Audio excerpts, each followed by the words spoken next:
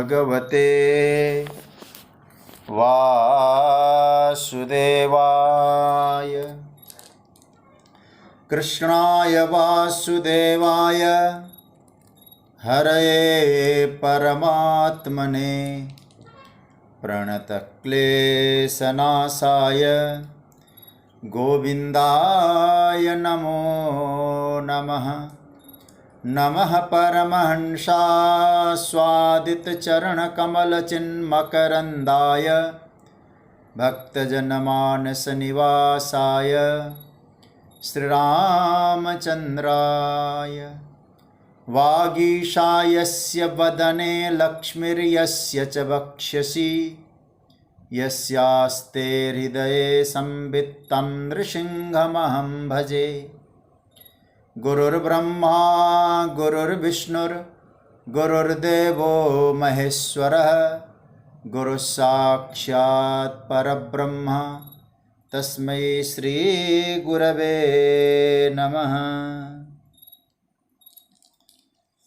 भगवत चरण कमलानुरागी सभी आत्मीय प्रिय प्रभु प्रेमीजन, हमारे स्वाध्याय परिवार के सभी आदरणीय महानुभाव, विज्ञान के माध्यम से अपने अपने स्थान से जुड़े हुए सभी साधकों को, जिज्ञासु प्रेमीजनों को मेरा प्रणाम, वंदन। जय सिया राम, राधे राधे। भगवान की मंगलमयी कृपा से हम लोग बड़भागी हैं कि श्रीमद् भगवत गीता की चिंतन की मंगलमयी यात्रा के हम यात्री बने हैं और प्रभु की कृपा से श्रीमद् भगवत गीता के 13वें अध्याय, जिसको भगवान ने नाम दिया क्षेत्र क्षेत्रज्ञ विभाग योग, उस पर हम लोग चिंतन कर रहे हैं।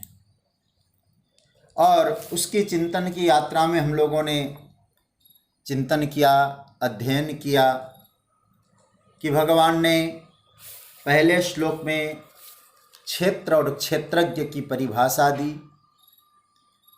उसके बाद दूसरे श्लोक में भगवान ने क्षेत्रज्ञ के रूप में कहा कि मैं ही क्षेत्रज्ञ हूँ।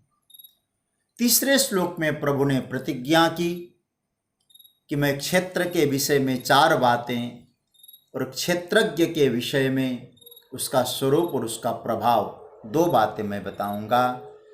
चौथे श्लोक में प्रभु ने कहा कि मैं जो बताऊंगा वो प्रामाणिकता है, क्योंकि ऋषियों ने कहा, वेदों ने कहा और ब्रह्म सूचक जितने भी ग्रंथ है उन सब ने कहा।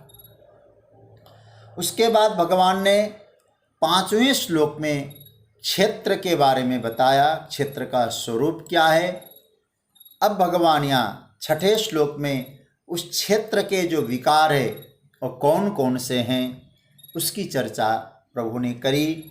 इच्छा, द्वेष, सुखम दुखम, संघातश्चेतना, धृति, एतत् क्षेत्रम समासेन सविकारमुदाहृतम्। एक क्षेत्र के लक्षण है और विकार सहित, ये विकार है, मतलब मैंने तुम्हारे सामने ये संक्षेप में बताया। अब हम लोग दूसरे प्रकरण में प्रवेश कर रहे हैं और बहुत बहुत बहुत महत्वपूर्ण प्रकरण में जा रहे हैं। और मुझे लगता है कि आज मैं केवल इन 5 श्लोकों की भूमिका पर ही चर्चा करूंगा। विषय प्रवेश शायद आज हो भी नहीं पाएगा, लेकिन भूमिका समझकर ही हम लोग आगे बढ़ेंगे तो फिर ये जो ज्ञान के साधन है, जीवन के मूल्य है, वो समझने में बहुत सरलता होगी। सज्जनों, जब देह, जिसको भगवान ने क्षेत्र कहा,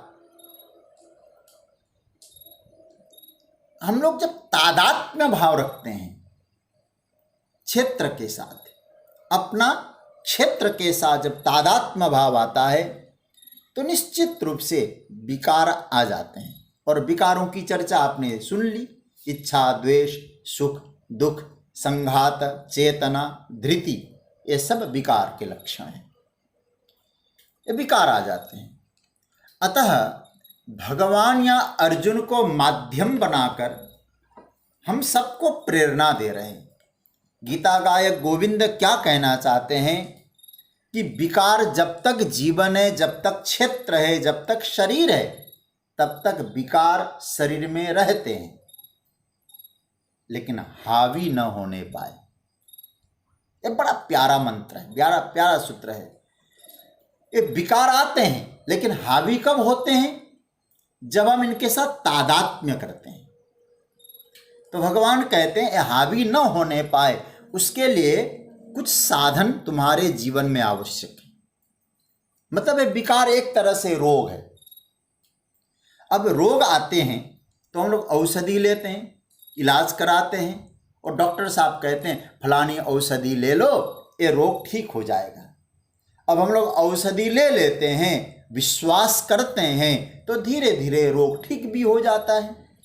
तो क्षेत्र संबंधी जो रोग है वो हमारे जीवन, देखो रोग कब आता है? काम, क्रोध, लोभ, ये तो सबके जीवन में रहते हैं। बात पित्त कब्ज जैसे रहते हैं, ये तीनों रहते हैं। शरीर चलता है कि नहीं चलता है? चलता है। और जब ये इनकी जो प्रकृति है जब बिगड़ने लगती है तो रोग आ जाते हैं। उसी रोग को विकार कहा गया है।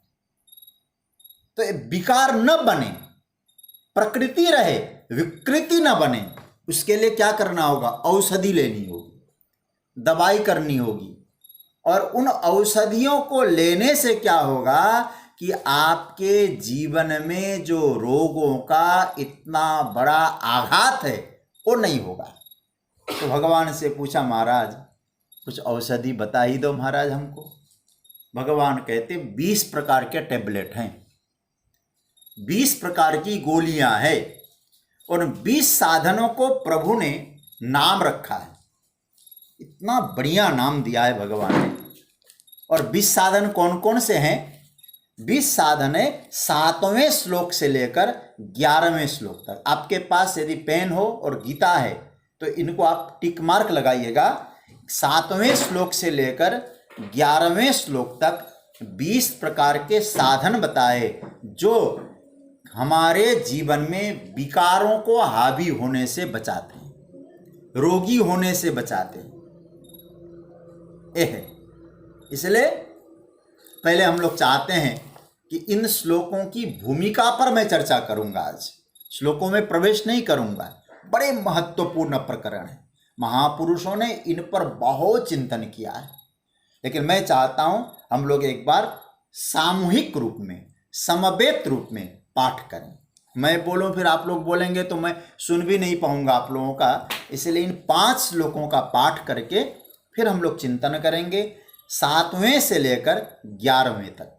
बहुत मस्ती के साथ, आनंद के साथ पाठ करिएगा। अमानित्वा मदम्भित्वा महिंसा क्षान्तिरार्जवम् आचार्योपासनं शौचं स्थैर्यमात्मविनिग्रह इंद्रियार्थेषु वैराग्य मनहंकार एव च जन्म मृत्यु जरा व्याधि दुःख दोषानुदर्शनम् असक्तिरनभिष्वङ्गः पुत्र दार गृहादिषु नित्यं च समचित्तत्व मिष्टानिष्टोपपत्तिषु मयि चानन्ययोगेन भक्तिरव्यभिचारिणी विविक्तदेशसेवित्व मरतिर्जनसंसदि अध्यात्मज्ञाननित्यत्वं तत्त्वज्ञानार्थदर्शनम् एतज्ज्ञानमिति प्रोक्त मज्ञानम यदतोन्यथा। ये 11 ये 5 श्लोक है। और मैं तो आप लोगों से एक निवेदन करूंगा, इन 5 श्लोकों को संभव हो सके तो अपने जीवन के लिए इनको याद करिएगा। कौन कौन सी औषधियां हैं, कौन कौन से साधन साधक के जीवन में आने चाहिए। देखिए ये 5 श्लोक, ये 20 मूल्य है। ये क्या है? प्रभु ने कहा इसके अंत में 11वें श्लोक के नीचे की पंक्ति में क्या नाम दिया? एतज ज्ञानम इति प्रोक्तम। अर्जुन, ये जो 20 तत्व मैंने बताया ये ज्ञान है। ये ज्ञान है? बोले हाँ। फिर अज्ञान क्या है? तो नीचे तुरंत भगवान दोनों की परिभाषा कर दी। एतज ज्ञानम, ये जो 20 है ये ज्ञान है। और कहते हैं आगे अज्ञानम यदतोन्यथा। देखो गीता के श्लोक तो क्या मधुर है, यदि समझ में आ जाए तो जीवन बदल जाए। भगवान कहते हैं अतः अन्यथा यत् तत् अज्ञानम। ठाकुर जी गजब बोल रहे हैं। क्या कहते हैं? भगवान कहते हैं इन जीवन मूल्यों से हट करके, इन 20 जीवन मूल्यों से हट करके, इन जीवन मूल्यों के विपरीत जिसका जीवन है वो अज्ञान का जीवन है। एतज ज्ञान, यहां तक तो ज्ञान है, इसके विपरीत अज्ञान है। मतलब सीधा साधा जो डिमार्केशन वाली बात आती है ना, जो विभाग वाली बात भगवान ने कह दी, ज्ञान का विभाग यह है और इसके विपरीत जो विभाग होगा वो अज्ञान का विभाग होगा। तो इन जीवन मूल्यों के साथ जिसका जीवन है, जो जीता है अर्जुन, वो ज्ञान में जीता है। देखिए ज्ञान का जीवन, एक इसको हम लोग एक और नाम दे सकते हैं, ज्ञान का जीवन, जीवन मूल्य कई नाम दे सकते हैं। तो ज्ञान का जीवन, इसका अर्थ क्या हुआ? यथार्थ की ओर बढ़ता हुआ जीवन, वास्तविकता की ओर जाता हुआ जीवन, वास्तविकता की ओर यात्रा करता हुआ जीवन। देखिए इन मूल्यों का जीवन में जैसे जैसे जैसे अभाव होता जाएगा, इनसे विपरीत जीवन चल पड़ता है, तो भगवान सीधा कह देते हैं अज्ञानम, वो अज्ञान है। मैं बिना लांग लपेट के बोलूं और प्रभु के शब्दों में कहूं, बिना लांग लपेट के समझ लें, अंधेरे का जीवन अज्ञान का जीवन है और उजाले का जीवन ज्ञान का जीवन है। यहाँ भगवान स्पष्टम स्पष्टम बोल रहे हैं, बिना लांग लपेट के साफ साफ प्रभु कह रहे हैं अर्जुन, इन 20 मूल्यों को हमें हृदयंगम करना चाहिए। संभव हो तो इसको फिर मैं कहूं याद कर लीजिएगा। ये प्रत्येक साधक के जीवन में जीवन के मूल्य बनने चाहिए। प्रत्येक साधक के जीवन में इन मूल्यों से हमारा जीवन संचालित हो, क्योंकि जीवन का संचालन कौन कर रहा है? देखिए व्यक्ति के जीवन में संचालन करने वाले कुछ चीजें हुआ करती है। कभी आप अंतर चिंतन करो ना, हमारा जीवन किसी चीज से संचालित होता है। अरे भाई, एक रथ का घोड़ा, उनको भी संचालित करने के लिए, रथ को संचालित करने के लिए कोई संचालक होता है ना। तो जीवन को संचालित कौन कर रहा है? शरीर को संचालित करने वाली क्या है? बोले इच्छाएं हैं। इच्छाएं क्या है? शरीर को संचालित करती है। राग है, द्वेष है, बुद्धि है, ये सब। और बुद्धि को संचालित करने वाली, राग द्वेष को संचालित करने वाली जो चीज है उसको क्या कहा जाता है? वासना, इच्छाएं। वह वासना हमारे राग को संचालित करती है। ध्यान से सुनना, जैसे वासना बनी हुई है वैसा राग होता जाएगा, चलने में, बोलने में, व्यवहार करने में। जैसा ही राग होगा वैसा ही द्वेष बनता जाएगा, वैसा ही जीवन बनता जाएगा। तो राग द्वेष को भी कोई संचालित कर रहा है, उसे बोला जाता है वासना, इच्छाएं। उनको हम लोग एक नाम और दे सकते हैं, स्वभाव, क्योंकि हमारा स्वभाव हमारे जीवन को संचालन करता है, हमारी इच्छाएं हमारे जीवन को संचालित करती है। अब उस वासना, उन इच्छाओं के ऊपर कोई चीज है जिसको हम लोग क्या बोलते हैं, त्रिगुण। जिन्होंने गीता जिन्होंने अध्ययन किया है शुरुआत से ही, उनको त्रिगुण के विषय में ज़्यादा चिंतन नहीं करना है। आगे भी जो है त्रिगुण की चर्चा आएगी। त्रिगुण की भूमिका क्या है? त्रिगुण का मतलब समझ रहे हैं ना, सत्वगुण, रजोगुण और तमोगुण। इनकी भूमिका क्या होगी समझ लीजिएगा। वासना तो वही है, स्वभाव वही है, पर गुणों के अनुसार प्रभाव होता है। कभी शुभ वासना प्रबल होगी, कभी अशुभ वासना मजबूत होती जाती है। इसलिए श्रीमद् भागवत में 3 प्रकार की वासनाओं की चर्चा आई है। भागवत का जो 7वां स्कंद है ना, ये वासनाओं का स्कंद है। इसमें 3 प्रकार की वासनाएं हैं, सद्वासना, असद्वासना और मिश्र वासना। सद्वासना प्रहलाद जी की, असद्वासना हिरण्यकशिपु की, और मिश्र वासना हम गृहस्थ जीवन में जो रहते हैं हम सबकी। इस प्रकार की वासनाओं की चर्चा है। और सज्जनों, वासना तो प्राय सबके हृदय में रहा करती है।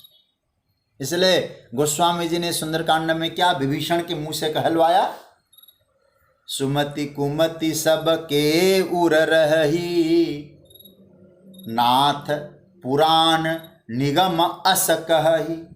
सुमति और कुमति सबके दिल दिमाग में, और जो मैं कह रहा हूं अथवा गोस्वामी जी कहते हैं जो मेरे द्वारा कहा जा रहा है, ये क्या मतलब हुआ? ये वेदों ने कहा है, शास्त्रों ने कहा है। तो क्या होता है, देखिए, जब सत्व गुण, जो मैं गुणों की चर्चा कर रहा था, सत्व गुण की जब प्रधानता होगी तो शुभ वासना प्रकट होगी। तब राग आदि, द्वेष आदि ये जब शिथिल होंगे, और फिर सत्वगुण की प्राकट्य में क्या हो जाता है, सद्विचार की प्रधानता होगी, शांति की प्रधानता होगी, मन में प्रसन्नता आ जाएगी। यह है गुणों का प्रभाव। इच्छाओं से भी ऊपर है गुण। इसलिए ये जो गुण है वो भी कभी कभी अनुभव में आते हैं। लेकिन एक बात कहूं, शरीर को तो हम आंखों से देखते हैं, लेकिन वास्तव में जो असली तत्व है, असली लोग है, वो भीतर बैठे हैं। इनसे भी भीतर यदि कोई चीज है, उसको बोला जाता है मूल्य, जिसको हम एक नाम दे सकते हैं जीवन मूल्य, जिसको भगवान ने क्या कहा है, एतज ज्ञानम। ये 20 चीज है। भगवान ये कहना चाहते हैं हमारा जीवन इन तत्वों से संचालित हो। इन तत्व ये दिखाई नहीं देते बाहर, लेकिन भीतर ये तत्व मौजूद हो। याद रखना सज्जनों, ये मूल्य आखिर है क्या? ये जो 20 तत्व भगवान कहते हैं, ये है क्या? देखिए, एक चीज मैं कहूं आपसे, बलवान, जिसके पास बल अधिक है उसको क्या कहेंगे? बलवान। जिसके पास धन अधिक है उसको क्या बोलेंगे? धनवान। जिसके पास और बुद्धि अधिक है उसको क्या बोलेंगे? बुद्धिमान। आप सोचिएगा, कोई बलवान होगा, कोई धनवान होगा, लेकिन भगवान यहां क्या कहते हैं? मानो एतज ज्ञानम। ये जो है, न धनवान की बात आ रही है, न बलवान की, मूल्यवान की बात आ रही है। ये मूल्यवान है। जो 20 तत्व है अर्जुन, ये बहुत मूल्यवान है। देखिए, कोई बलवान होगा ये जरूरी नहीं कि मूल्यवान होगा, कोई धनवान होगा ये भी कोई जरूरी नहीं कि मूल्यवान होगा। भगवान कहते मैं तुम्हें न धनवान बनाऊंगा न बलवान बनाऊंगा, तुम्हें मूल्यवान बनाऊंगा। एक किसी सूफी ने बहुत अच्छी बात कही थी। कहा है, कोई पूछता नहीं था जब तक बिका न था, और तूने मुझको खरीद कर अनमोल बना दिया। मूल्यवान बनाना चाहते भगवान, इन गुणों का आश्रय लो, तुम अनमोल बन जाओ। और याद रखना, रावण बड़ा बलवान था, रावण बड़ा बुद्धिमान था, रावण बड़ा धनवान भी था, लेकिन आप कह सकते हैं क्या मूल्यवान था? भगवान यहां मूल्यवान की चर्चा कर रहे हैं। ये जीवन मूल्य है। हे अर्जुन, ठीक है, ये जो चीजें हैं, दल, धन, बल, वैभव, ये प्रभावशाली हो सकती है, कोई दो राय नहीं इसमें, लेकिन याद रखना ये नकारात्मक भी हो सकती है। बल, धन, बुद्धि ये प्रभावशाली निश्चित है, लेकिन बुरा मत मानना, ये नेगेटिव भी हो सकती है, नकारात्मक भी हो सकती है। देखिए, इनका महत्व कम करके नहीं बोल रहा हूं मैं, परंतु ये सर्वदा सकारात्मक होगी, हमेशा पॉजिटिव बनी रहेगी, इसकी कोई गारंटी नहीं है। व्यक्ति अपने पद का दुरुपयोग कर सकता है, अपने यश का दुरुपयोग कर सकता है, अपनी बुद्धि का भी दुरुपयोग कर सकता है, अपने बल का भी मिसयूज कर सकता है। होता है ऐसा। बड़े खानदान के होने के नाते कई बार लोग नाजायज लाभ उठा लेते हैं। ये चीजें व्यक्ति को महत्वपूर्ण बनाती है, इसमें कोई संदेह नहीं है, पर व्यक्ति को साधु बनाएंगे, इसको पूर्ण सत्य मत मानिएगा। मैं साधु शब्द जब कह रहा हूं तो वेशवाचक नहीं है। साधुता इन धन, बल, वैभव बनाएंगे, ये कोई गारंटी नहीं है। देखो, शिक्षा जो है, व्यक्ति उस शिक्षा से सज्जन बनेगा, आप गारंटी ले सकते हैं। शिक्षा जीवन में आवश्यक है, शिक्षा के बिना तो समाज नहीं चलता, शिक्षा की आवश्यकता है, लेकिन शिक्षा व्यक्ति को सज्जन बनाएगा। शिक्षा व्यक्ति को सज्जन, क्या गारंटी है? बुरा मत मानना, कभी कभी शिक्षा से व्यक्ति दुर्जन होता है, और दुर्जन भी अव्वल दर्जे का भी दुर्जन होता है। मूर्ख होता तो छोटा दुर्जन होता, लेकिन पढ़ा लिखा हो गया तो महाराज ऐसा दुर्जन होगा, उसका नेटवर्क फैल जाएगा, इंटरनेशनल नेटवर्क वाला काम करेगा। और फिर आप आए दिन सुन रहे हैं ना, ड्रग्स माफिया, पोर्न माफिया, क्या क्या हो रहा है। लेकिन आपको एक निवेदन करना चाह रहा हूं, अध्यात्म चिंतन में इन सब की जगह अलग अलग है। शिक्षा की जगह अपनी महत्वपूर्ण जगह है, शिक्षा की, बल अपनी जगह महत्वपूर्ण है, धन का अपना महत्व है। जिसको जिस कुर्सी में बैठना चाहिए उसे उस कुर्सी में बिठाइएगा, लेकिन एक बात ध्यान देना, हमने उस कुर्सी पर किसको बिठाया है?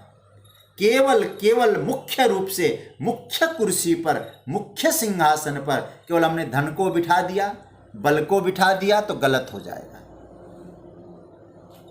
इसलिए व्यक्तित्व के संचालन में, जीवन के संचालन में जितने तत्व हैं, उन सभी तत्वों का मुखिया कोई तत्व है, उस तत्व का नाम है ये जीवन मूल्य, उसी को कहते हैं ज्ञान। इसलिए भगवान ने 20 का नाम लेकर क्या कहते हैं? एतज ज्ञानम, 11वें श्लोक के नीचे का भाग। एक ज्ञान ही व्यक्ति का संचालक बनना चाहिए। देखिए भाई, मैं फिर कह दूं, ये प्रसंग अत्यधिक महत्वपूर्ण है। मैं एक चीज और कहूं, बुद्धि का काम क्या है? बुद्धि क्यों प्राप्त हुआ है? जो वस्तु जैसी है वैसी ही समझें, जानकारी में कोई गलती नहीं होनी चाहिए, इसका नाम है विवेक, बुद्धि। मैं एक उदाहरण से कहूं आपसे, मिर्च तीखी है, ठीक है, उसको तीखा जानना ही चाहिए। देखो यहां भगवान ने इतना बढ़िया अंत में पूरी बात कहा कि क्या, एतज ज्ञानम, जो जैसा है उसको समझो तुम। मिर्च तीखी है तो तीखा ही जानना चाहिए। मिश्री मीठी है तो मीठा जानिए। साधुता यह नहीं कहलाएगी कि महाराज किसी चीज को गलत जाना जाए अथवा मिर्च जो है उसको मीठा जाना जाए, मिश्री को मिर्च जैसी जाना जाए। साधुता यह नहीं है मिर्च को हम मीठा मान लें तो साधु बन गया, इसका नाम कोई साधुता नहीं है। ठीक है, सभी सज्जन है, इस बात को हम मानते हैं, गीता का चिंतन देख लीजिएगा, लेकिन जो कुटिल है वह भी सज्जन है, ये चिंतन ठीक नहीं। कुटिल है तो कुटिल है, तुमने कुटिल को कुटिल की तरह देखो, सज्जन को सज्जन की तरह देखो। कई बार हम लोग इस प्रकार की चर्चा करते हैं ना कि भैया कुछ भी हो सब अच्छाई देखो, बढ़िया देखो, ठीक है, ये बात ठीक है, मानते हैं, परंतु यदि देखा जाए बुद्धि के स्तर पर गलत को गलत देखना पड़ता है, सही को सही देखना पड़ता है। अगर महाभारत के शकुनी मामा को युधिष्ठिर जी ये समझते हैं कि मामा जी सही है और मैं गलत हूं, तो इस बात के लिए आप युधिष्ठिर जी को थैंक यू नहीं कहिए, साधुवाद मत दीजिएगा। जानकारी में कोई दोष नहीं होनी चाहिए। ज्ञान किसको कहते हैं? क्योंकि 20 तत्व बता के भगवान कहते हैं मैं ज्ञान की बात कह रहा हूं अर्जुन। ज्ञान का मतलब क्या है? शंकराचार्य भगवान ने बहुत बढ़िया परिभाषा दी, यथार्थानुभव प्रमा। प्रमा का मतलब है यथार्थानुभव, जो सत्य है उसको उसी तरह से जानो। रस्सी है तो रस्सी के रूप में जानो। आपने रस्सी को सर्प जान लिया तो ज्ञान है क्या? ये तो भ्रम है। जो वस्तु जैसी है वैसे ही जानना, जो व्यक्ति जैसा है वैसा ही जानना। उस जानकारी में कोई अपनी ओर से मिलावट मत करिए। मैं फिर कहूं, वस्तु तंत्र, मेरे ज्ञान का नियामक मैं नहीं, वस्तु है। तो विवेक के धरातल पर कोई गलती करता हो तो उसको गीता ने प्रशंसनीय नहीं माना है, उसे तो गलत फहमी हो गई, ना समझी माननी चाहिए। तो व्यक्ति को जो सज्जनता, जो साधुता को धारण करनी चाहिए, वो जीवन के मूल्यों के आधार पर धारण करनी चाहिए। जीवन मूल्य क्या है? मैंने अभी जैसे मिर्च और मिश्री का उदाहरण दिया। जीवन मूल्य को अब समझना है। जो भगवान ज्ञान की बात कर रहे हैं ना, जीवन मूल्य क्या है? भले उस मिर्ची है, मैंने जान लिया मिर्ची है, ये तीखी है, लेकिन उस मिर्ची का मैं क्या करूंगा, अब ये जीवन मूल्य समझना है। ये नहीं कह रहे भगवान कि तुम मिर्च है तो मिर्च को चीनी मान लो, दुर्जन को सज्जन मान लो। ये भगवान बिल्कुल गीता में नहीं कह रहे। ये जो मैं ज्ञान बताने जा रहा हूं अर्जुन, यथार्थ समझो, मिर्च को मिर्च की तरह समझ लो, लेकिन ये जानकारी सही होनी चाहिए। मैं उस मिर्च का क्या करूंगा? मैं उस मिर्च की उपेक्षा करूंगा, उस मिर्च को मैं सब्जी में डालूंगा, उस मिर्च की मैं चटनी बनाऊंगा, मैं करूंगा क्या? ये आपका निर्णय है। समझ रहे हैं ना बात को? ये आपका निर्णय हो गया, क्योंकि इसका नाम है जीवन मूल्य। गलत को सही को गलत मत समझो, गलत को सही मत समझो, लेकिन आपने जो गलत देखा है उसका यूज कैसे करते हैं, इसका नाम है जीवन, इसका नाम है ज्ञान। भगवान कहते हैं अर्जुन, मैं जो ज्ञान की चर्चा करने जा रहा हूं इसका नाम है जीवन मूल्य। समझो इसको क्या कहा जा रहा है। मैं उसका गुणधर्म पहचान लूं पहले, और गुणधर्म पहचान कर उसको मुझे क्या करना चाहिए ये आप में जानकारी में आए, ये विचारणीय है। किसी व्यक्ति की दुर्जनता, सज्जनता मत, सज्जन है दुर्जन है तो सज्जन मत मानिए, अपनी ओर से कुछ उसमें मिलाने की आवश्यकता नहीं। हाँ, अब महत्वपूर्ण भगवान क्या कहते हैं, यह ज्ञान क्यों कह रहा हूं अर्जुन, अब मैं उस व्यक्ति से व्यवहार कैसे करता हूं। आप पहचान लीजिए कि दुर्जन है, अब दुर्जनता से आपका व्यवहार कैसा है, यह दूसरी बात है। मतलब कुटिल व्यक्ति को सज्जन समझना ज्ञान नहीं है। किसी अपकारी के साथ, दुर्जन के साथ मैं उपकार करता हूं या अपकार करता हूं, ये मेरा निर्णय है, मेरा डिसीजन है। मेरी जानकारी में गलती नहीं है। यह गलती है कि किसी अपकारी को यह माना जाए ये तो बहुत बड़े उपकारी है। क्यों कह रहा हूं भाई? ये क्यों कह रहे? अपकारी है तो अपकारी कहो ना। निर्णय मेरा होगा, मैं किसी के साथ व्यवहार कैसा रखता हूं या नहीं रखता हूं। मैं अपकारी के साथ उपकार का भाव रखता हूं, अपकारी के साथ अपकार का भाव रखता हूं, या मैं उस अपकारी की उपेक्षा करता हूं। यह डिसीजन आपको लेना है, लेकिन अपकारी को अपकारी की ओर समझना होगा आपको। यह नहीं कि अपकारी को उपकारी मान लो। यह निर्णय कौन लेता है? अपकारी को के ऊपर उपकार करें, यह निर्णय कौन लेता है? यह जीवन मूल्य जिनके जीवन में हो वो सही निर्णय लेता है। इसलिए भगवान कहते हैं ये जीवन मूल्य धारण करो, व्यक्ति की पहचान कर लो ज्ञान के द्वारा, और उसके साथ कैसा व्यवहार करना है ये तुम्हारे जीवन में ज्ञान की आवश्यकता है। मैं उनका प्रयोग करूंगा, मैं वो वर्णन करूंगा। एक कथा आपने बहुत प्रसिद्ध सुनी होगी ना, कि एक महात्मा जी थे, उसके एक पानी में, नदी तालाब में एक बिच्छू डूब रहा था और निकलना चाह रहा था, और महात्मा जी ने अंजलि यूं कर ली कि उसको बाहर निकालो। डंक मारता है, महात्मा जी फिर उसको छोड़ देते हैं। दोबारा डंक मारता है, ठीक है, फिर बाहर निकालते हैं।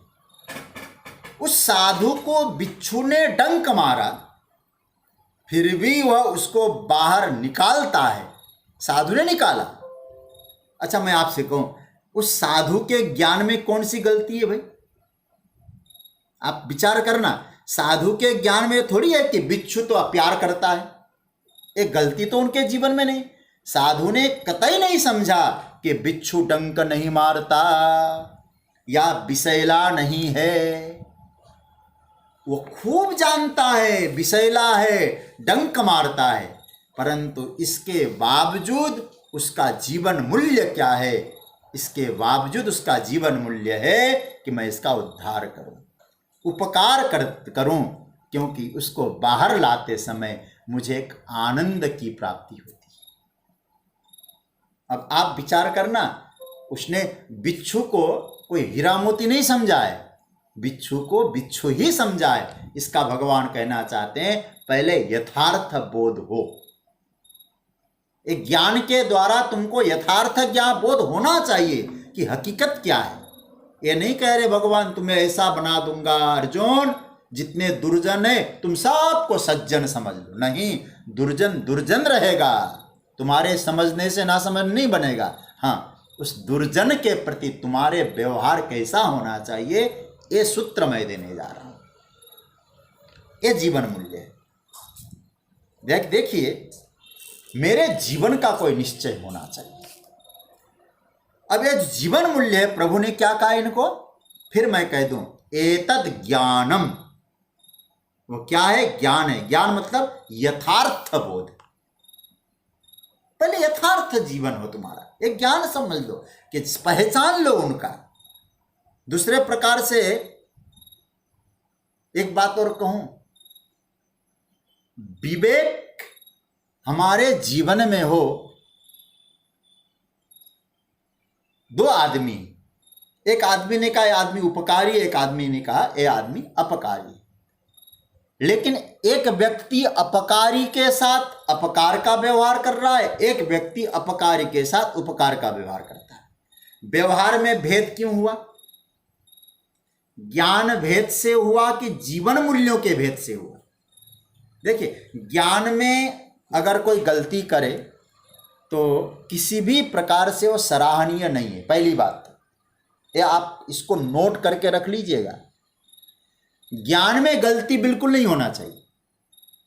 गीता का सूत्र मैं बार बार आपसे निवेदन करूंगा, पहचानने में, ज्ञान में, यथार्थ में कोई गलती मत करिएगा कि उसको ऐसा समझ ले, बिल्कुल कतई गलत है।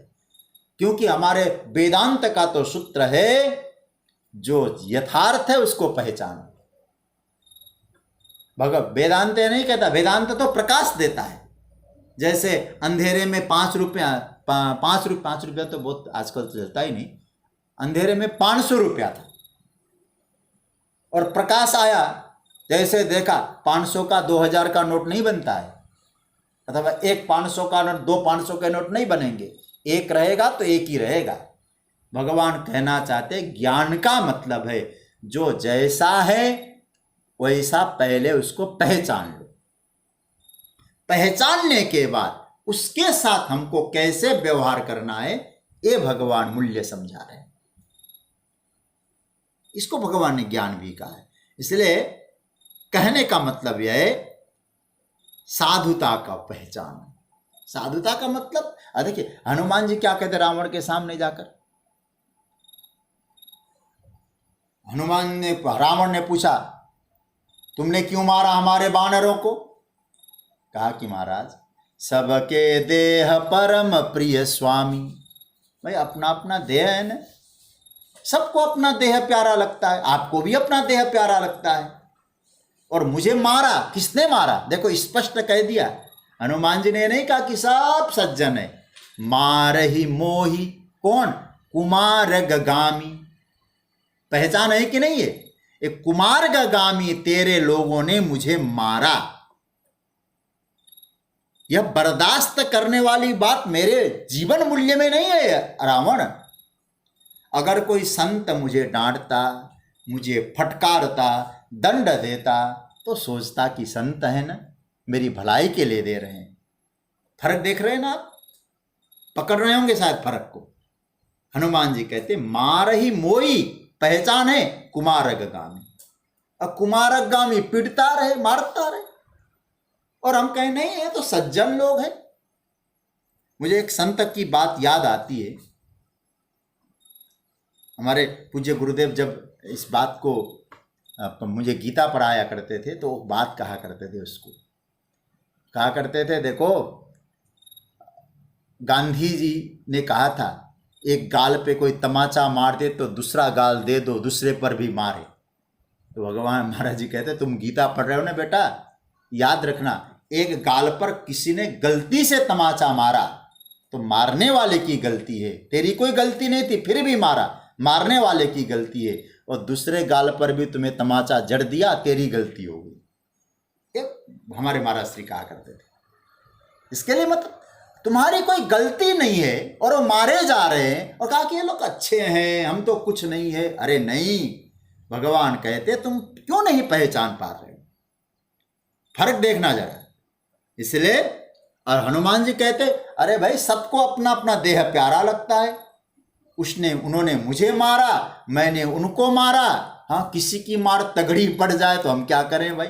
उनकी मार कमजोर थी, हमारी कुछ तगड़ी हो गई, बस इतना ही समझ लो सज्जनों।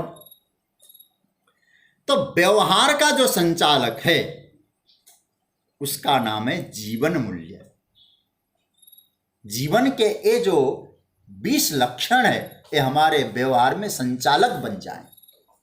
ज्ञान अलग तत्व है, ज्ञान को यथार्थ रूप से पहचानिए और व्यवहार इस प्रकार से करिए। भीतर यदि जीवन मूल्य ठीक है तो व्यवहार हमारा बहुत अच्छा बन जाएगा। सज्जनों, व्यवहार ठीक रखना पड़ेगा। और व्यवहार हमारा ठीक है कैसे हम पहचानें? इसका तात्पर्य क्या है? इसका पैरामीटर क्या है? उसका कोई जांच करने का यंत्र बना है या नहीं बना है कि हमारा व्यवहार कैसा है? 2-3 बातें समझना। देखिए, व्यवहार को भी हम समझने की कोशिश करते हैं, हमारा व्यवहार ठीक है या नहीं। 3 प्रकार के जांच बताए हमारे संतों ने। 3 प्रकार के जांच कर लो, आपको व्यवहार का पता चल जाएगा, फिर जीवन मूल्य को समझ में आ जाएगा। एक पहला जांच, आप कि जीवन में आनंद रहता है या नहीं रहता है। यदि आपको व्यवहार करते समय आपको आनंद का अनुभव हुआ तो इसका मतलब है कि आपने समझो एक यंत्र लगाया और अच्छी उसमें रीडिंग आ गई, तो आपने आनंद को पहचाना। ये यंत्र है। हमारे जीवन में आनंद की स्थिति क्या हो रही है? तो भीतर से आवाज आई, नहीं ठीक ठाक है, प्रसन्नता है, आनंद है। जगत का व्यवहार करते समय भी आपके आनंद में कोई इधर उधर नहीं है, सुख में कोई इधर उधर नहीं है, तो इसका मतलब है नहीं, हमारा व्यवहार ठीक हो रहा है, जीवन मूल्य ठीक रास्ते पर है। दूसरा एक और जांच कर लें। क्या है तो तरीका? ये तुलसी जी ने बहुत अच्छा समझाया इसको। मतलब लोगों के साथ मेरा रिलेशन कैसा है, वह भी एक जांच का दायरा बन सकता है। ठीक है ना? कैसे? तुलसी बाबा कहते हैं जीवन में कलयुग प्रारंभ होगा, इसका लक्षण क्या है? ये हम लोग भी नोट कर लें भाई, समझ लें इसको। जीवन में कलयुग प्रारंभ हो रहा है, इसका लक्षण क्या है? बोले जांच कर लो, इन्वेस्टिगेशन कर लो। बोले महाराज आप ही बता दो, कैसे करें हम इनकी जांच, कैसे करें? गोस्वामी जी बाबा कहते हैं देखो, उस समय लगता है सब लोग मेरे विरोधी हैं, कलि प्रभाव विरोध चहु ओरा। ये जांच को पकड़ लेना थोड़ा सा। कलि प्रभाव विरोध चहु ओरा मतलब किसी ने हमारे साथ कुछ ऐसा व्यवहार किया और मेरा किसी के साथ कभी बनता ही नहीं, बनी ही नहीं किसी के साथ। और हमारी बुद्धि क्या कह रही है? सारे के सारे लोग गलत हैं, सही तो मैं अकेला ही हूं, मेरे से अतिरिक्त जितने लोग हैं सब के सब गलत हैं। अब आप विचार करना, बाबा ने कहा अरे भाई यह तो बिल्कुल ही गलत बात है। सब लोग कैसे गलत हो सकते हैं? सब लोग तो समष्टि हैं? सब लोग कौन है? बोले समष्टि है। और समष्टि का मतलब क्या होता है? वेदांत में ईश्वर होता है। तो आप विचार करना, एक जांच का यंत्र यह है, जीवन मेरा सही है, मेरा व्यवहार सही है, कैसे समझें कि मेरा संबंध कैसे है, लोगों के साथ मेरा जुड़ाव कैसा है। कई लोगों की आदत होती है ना, किसी को अच्छा मानते ही नहीं, बोले ये भी गलत है, ये भी गलत है, वो भी गलत है, ये भी गलत है। भाई इसके लिए भगवान कहते हैं पहचान तो लो। कई लोग कहते हैं भैया ये टीवी है ना बिगाड़ दिया बच्चों को, और टीवी को गलत बता दिया। कई लोग क्या कहते हैं इंटरनेट ने इतना बिगाड़ा बच्चों को। अब मैं तो समझता हूं कि मुझे तो इंटरनेट ने बड़ा लाभ दिया, हर किसी की गीता की कमेंट्री पढ़ लेता हूं। तो दुनिया में सबसे सरल उपाय, सरल बात कहूं क्या है? बोले दूसरे चीजों में कमी निकालना, अच्छी चीजों में भी कमी। वस्तु का उपयोग करने के लिए जीवन मूल्य चाहिए, वस्तु को पहचानने के लिए ज्ञान चाहिए। पहले वस्तु को पहचानो, उसका उपयोग करो। लोग क्या कहते हैं, काम है, क्रोध है, लोभ है, इनकी दिन भर कई लोग तो निंदा ही करते रहते हैं। आप सोचिए जरा, इसी में लगे रहे, बोले क्या रखा है, काम क्रोध लोभ त्यागने लाए, नरक के द्वार है। आप सोचिए जरा, काम न होता संसार बनता? क्रोध न करते हम लोग तो अपने बच्चों पर अनुशासन रख पाते? थोड़ा बहुत तो क्रोध करना पड़ता है। लोभ न हो तो धन संग्रह होता, और धन संग्रह नहीं होता तो सत्कर्म कैसे होता? फिर लोग तो ऐसे कह देते। तो केवल एक कहना कि वस्तु बेकार है, वस्तु में दोष है, इसकी अपेक्षा उसको कैसे उपयोग करना है, ये उपयोगिता के लिए जीवन के 20 मूल्य हैं, इसको पहचान। अब मैं तो कहा करता हूं, आग, एक छोटी सी बात कहूं, आग पहचान लो आप। अब आप ये मत समझ लेना कि मैं आग के बारे में कहूँ, आप तो बहुत अच्छे धार्मिक वृत्ति के लोग हैं, भक्ति करते हैं। भक्ति का मतलब तो शीतल होता है। जलती हुई आग है ना, ये तो शीतल है। आग को शीतल समझना कोई ज्ञान का लक्षण नहीं है। आग को आग समझ लो आप। अब ये लक्षण भगवान जो बता रहे जीवन मूल्य के, उनसे क्या होगा? बोले आग का उपयोग करना आएगा। आग का आप दुरुपयोग नहीं करेंगे। अब जैसे मैं कहूं आग है, अग्नि है, उसका उपयोग कैसे होगा? देखिए, आग जीवन के लिए आवश्यक है कि नहीं? अग्नि, आग न हो तो घर चलता है क्या?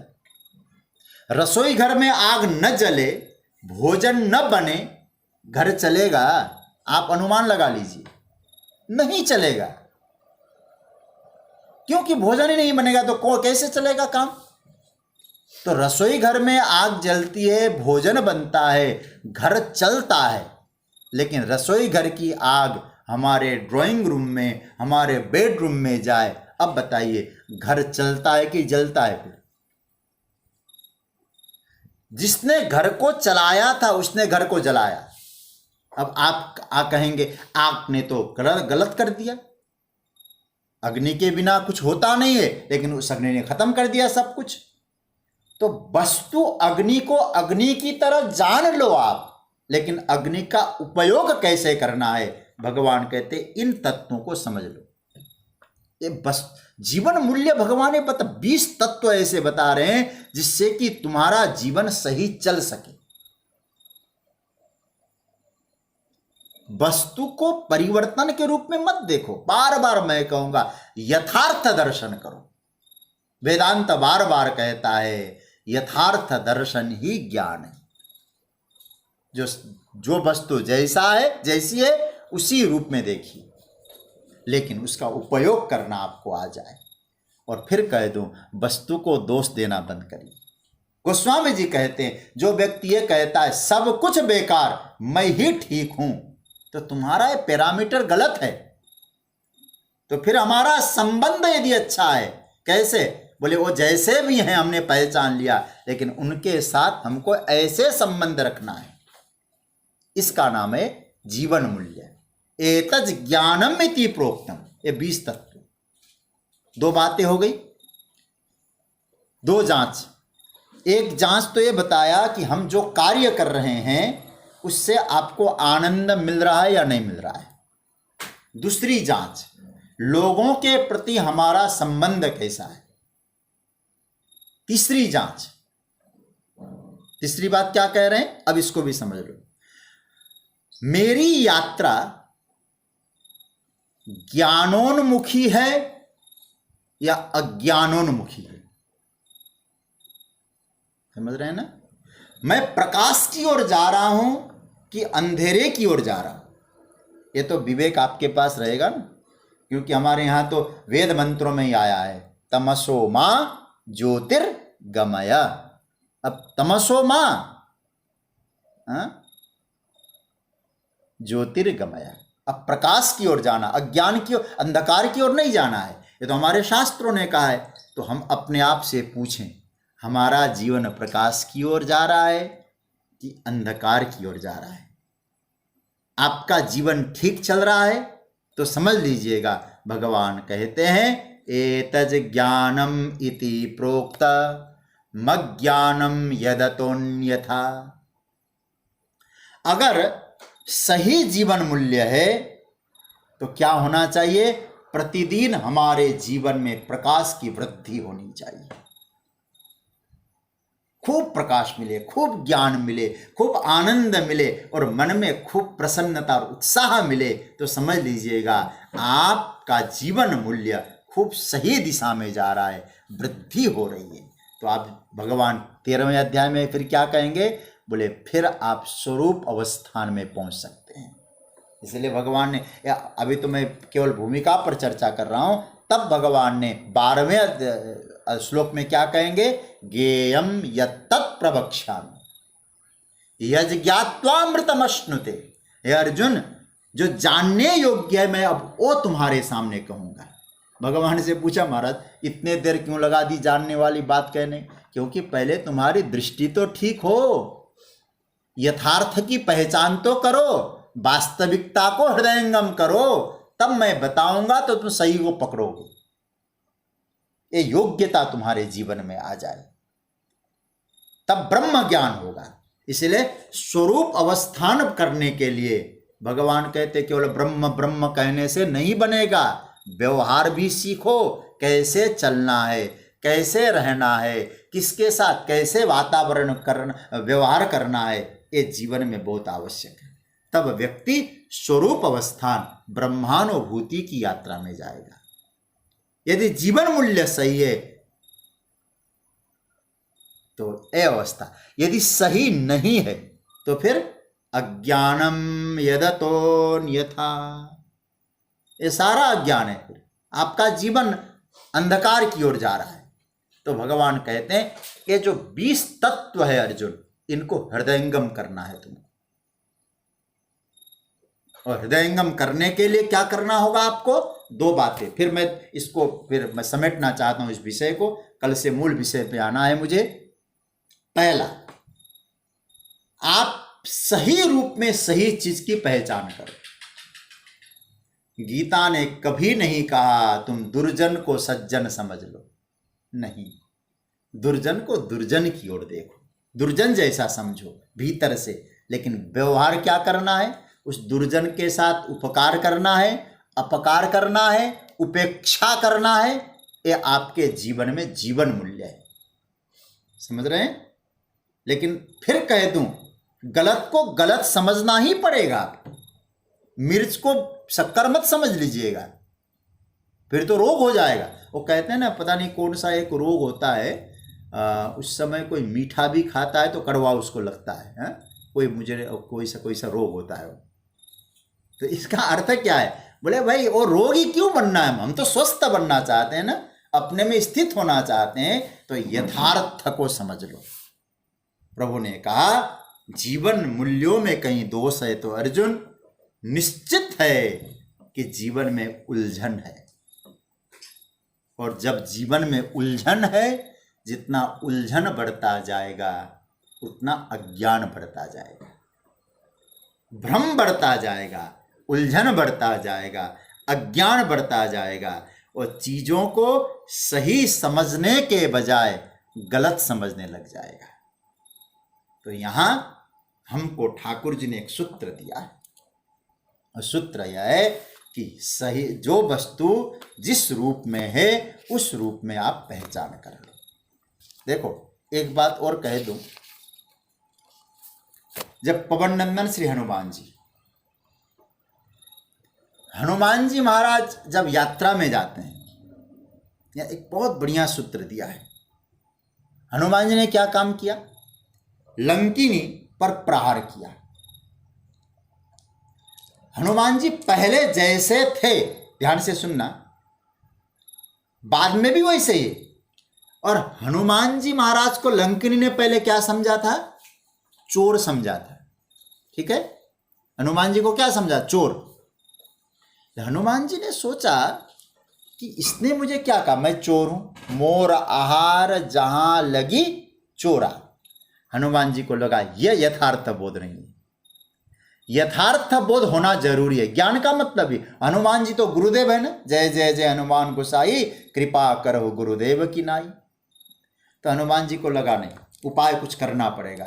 हनुमान जी ने मुष्टिक तैयार किया और प्रहार किया। कहाँ? मुठिका एक महाकपि हनि मस्तक पर, रुधिर बमत धरणी धन मन, रक्त का बमन करते हुए गिर पड़ी। और जैसे गिरती है वही लंकिनी क्या कहती बाद में? तात मोर अति पुण्य बहुता, देख्यो नयन राम कर दूता। किसी ने हनुमान से पूछा, महाराज कौन सा ड्रेस चेंज करके आए आप? पहले तो आपको चोर समझ रही थी, काले काले ड्रेस पहने थे क्या? अब कोई साधु जैसे ड्रेस? बोले नहीं, मैं तो वही था। लेकिन लंकिनी पहले आपको चोर कह रही थी, अब संत क्यों कह रही है? बोले यथार्थ दर्शन नहीं था, अब यथार्थ दर्शन है। अब यथार्थ जब दर्शन हो जाए तो व्यवहार कैसा करना है आपकी स्वतंत्रता है, लेकिन पहले वस्तु को पहचान लो, यथार्थ क्या है।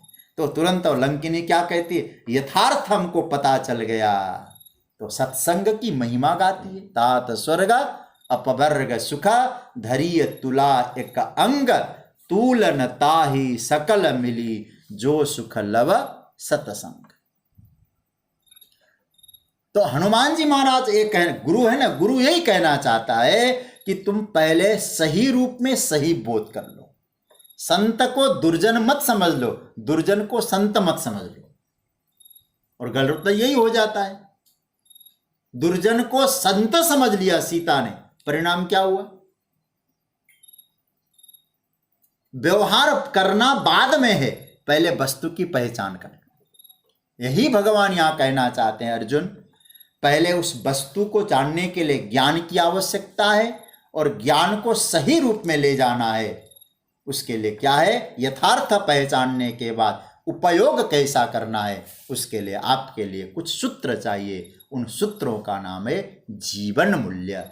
वो जीवन मूल्य एक नहीं, दो नहीं, 20 भगवान गिनाते हैं। लेकिन भगवान हमारे संतों ने कहा ये जीवन के मूल्य है, जो जीवन को उपयोग करने के लिए है। लेकिन भगवान को लगा तुम चाहे कुछ भी कहो, मैं तो इनको एक ही नाम दूंगा। क्या नाम देंगे? एतज ज्ञानम इति प्रोक्तम। ये सब ज्ञान है मेरी दृष्टि में, और इसके अतिरिक्त जो कुछ है सब अज्ञान है। ज्ञान और अज्ञान की परिभाषा प्रभु ने यहाँ प्रदान की है। तो सज्जनों, अब इसको मैं कंक्लूजन कर रहा हूं, 3 बातें समझ लो। हम कौन है, कल की बात को मैं फिर दोहरा के अब चर्चा को विराम की ओर ले जाऊंगा। पहला, हम है ज्ञाता, ठीक है, जानने की इच्छा वाले ज्ञाता हो गए। ये है ज्ञान, कौन कौन से? ये 20, ये भगवान ने इनको कहा ज्ञान, ये साधन है आपके लिए। फिर जानना क्या है? ज्ञेय, ब्रह्म को। इसलिए 12वें श्लोक में ब्रह्म की बात कही भगवान ने स्पष्ट रूप से, ज्ञेयम यत्तत् प्रवक्ष्यामि यज्ञात्वा मृतमश्नुते अनादिमत् परम ब्रह्म। 12वें श्लोक में ब्रह्म कह दिया। तो ब्रह्म को जानना है, तो हम लोग ज्ञाता बनकर इन ज्ञान को पकड़ लें। ज्ञान है साधन, समझ रहे हैं ना? देखो, यदि हमको जाना है कहीं दूर, दिल्ली से बंबई जानी है, मुंबई जाना है, तो हमको जाने के लिए, हम तो है यात्री, तो यात्रा करने के लिए कोई साधन चाहिए कि नहीं चाहिए? आपको साधन चाहिए। साधन है तो वहां पहुंचना है। तो ब्रह्म है लक्ष्य, हम है ज्ञाता, और हमारे लिए साधन क्या है? ये 20 तत्व।